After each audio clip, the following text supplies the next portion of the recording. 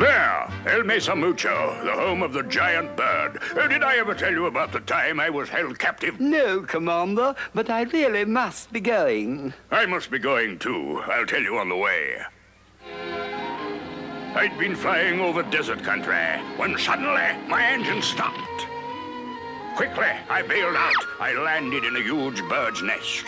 My chute covered me so that I looked just like the other eggs. Just then, the mother bird arrived and settled on the nest until we hatched. After the first shock, she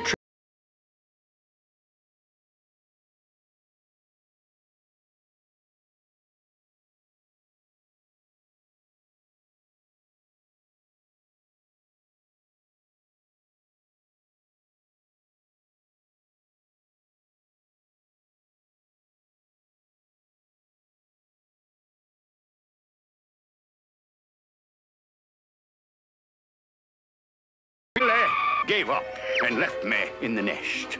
I became her favorite. How did you ever manage to escape? Didn't exactly. Can I give you a lift? No, thanks, Commander. I've got to be... I say, Commander...